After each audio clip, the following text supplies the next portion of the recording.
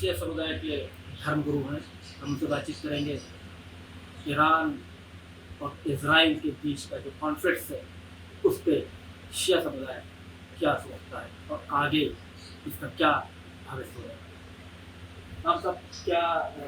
جو جس طریقے سے اسرائیل اور امریکہ جو ہے وہ ایران کو برابر دھمکی دیتا ہے، خاص طور پر ان کے سرووچ نیتا جو آیت اللہ خامنئی ان کے لیے جو وقت کہے گا ہے یہ یدھ تبھی ختم ہوگا جب خامنئی کا ہوگا۔ اس معاملے کو لے کر شیعہ سمودائے کی کیا ذہن میں کیا چل رہا ہے؟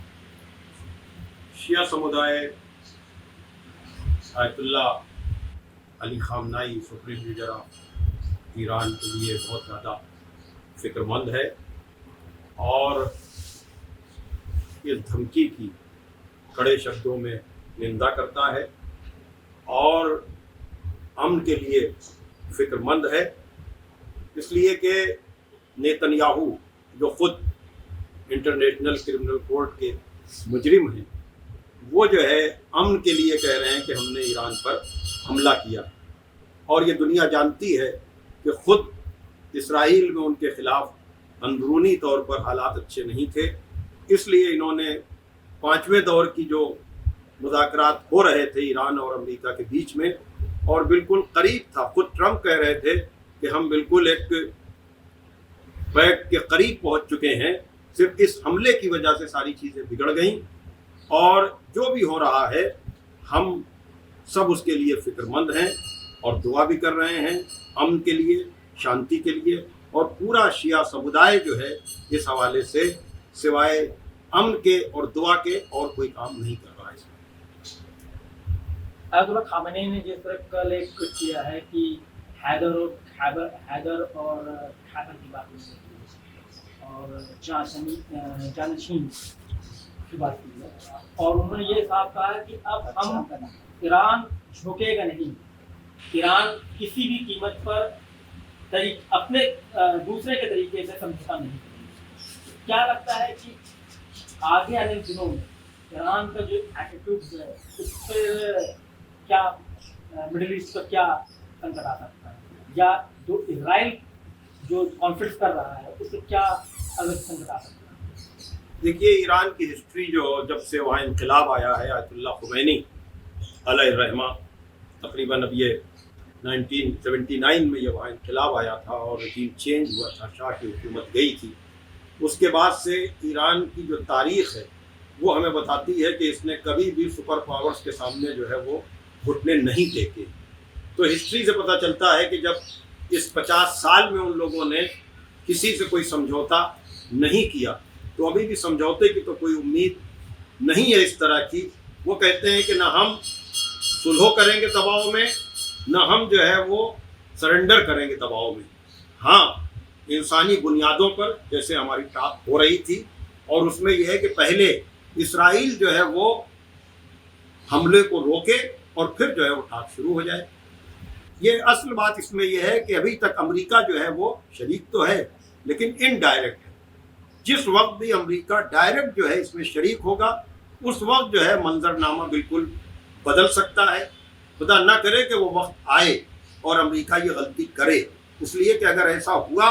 تو پھر سب کے ہاتھ سے جو ہے وہ معاملہ نکل جائے گا اور پھر یہ تیسری جنگ کی طرف نہ چلا جائے۔ اس بات کے لیے ہم سب کو فکر مند رہنا چاہیے اور کوشش یہی کرنی چاہیے اپنے انداز کے ذریعے سے، اپنے فعل اور عمل کے ذریعے سے اور دعا کے ذریعے سے کہ دنیا میں امن شانتی رہے، اس لیے کہ جنگ کہیں بھی ہوگی اس کا اثر دنیا کے ہر حصے پر پڑے گا، نقصان سب کا ہوگا، اس لیے کہ جنگ ہوتی ہے تو نقصان انسانیت ہی کا ہوتا ہے اور سب سے پہلے سچ مارا جاتا ہے۔ اس پورے کانفلکٹ میں ہمارے دیش کا، انڈیا کا جو رخ ہے اس کو کہاں تک دیکھتے ہیں، کیسا رہا؟ بھائی ہمارے دیش کا اب تک جو ہے وہ رخ ہے وہ امن اور شانتی کا ہے، اس لیے کہ حملے کے فوراً بعد جو ہے کوشش یہاں سے بھی یہی ہوئی ہے کہ جنگ کسی بھی مسئلے کا حل نہیں ہے۔ ہماری انڈیا اور پاکستان کی جنگ ہوئی تھی چھوٹی سی، یعنی جنگ تو اس کو نہیں کہنا چاہیے، کانفلکٹ کہنا چاہیے، لیکن 3 دن کے اندر سمجھداری کے ذریعے سے یا جو بھی چیز تھی اس کو بند کیا گیا، اور جو ہے وہ ٹھیک ہے ہم اپنے دشمن پر نظر رکھے ہوئے ہیں، पाकिस्तान के ऊपर। लेकिन जो है समझदारी यही होती है कि जंग को जितना टाल दिया जाए उतना इंसानियत और मानवता के लिए अच्छा है। और हमारी इंडिया गवर्नमेंट जो है, हमारे देश की जो सरकार है, वो ईरान में रहने वाले भारतीयों के लिए बहुत ज़्यादा फिक्रमंद भी है और उनकी वापसी का इंतज़ाम भी कर रही है। जैसा कि मीडिया पर चल रहा है कि 110 लोगों का पहला जत्था जो है, वो जो मेडिकल स्टूडेंट थे उनको आर्मीनिया के ज़रिए लाया गया है, और दूसरे लोग भी जो तीर्थ यात्री वहाँ गए हुए हैं उनके आने का सिलसिला भी कल से मेरे ख्याल से शुरू हो जाएगा। सभी आर्मीनिया के ज़रिए आ रहे हैं और उनके लिए हम अपनी गवर्नमेंट, अपनी सरकार के शिया समुदाय की तरफ से इंसानी बुनियादों पर और अपने भारतीयों के हवाले से शुक्रगुजार हैं कि उसने बेहतर इंतज़ाम किया है, और उम्मीद है कि आइंदा भी हमारे जितने भी भारतीय वहाँ हैं उनको वापस लाने का इंतज़ाम हमारी सरकार करेगी। कल जुमे की नमाज पर कुछ खास होगा, दुआ की जाएगी? कल जुमे की नमाज में हमारे मौलाना शहवार कादमी साहब इमाम जुमा है, वो नमाज पढ़ाएंगे, और हमेशा की तरह से खासकर इस वक्त जब दुनिया जो है वो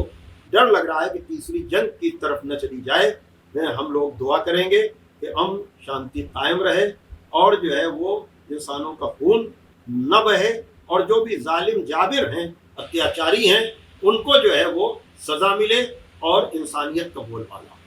अगर आप ये वीडियो YouTube पर देख रहे हैं तो हमारे चैनल को सब्सक्राइब करें और बेल आइकन को दबाना ना भूलें। अगर आप Facebook पर ये वीडियो देख रहे हैं तो हमारे पेज को लाइक करें।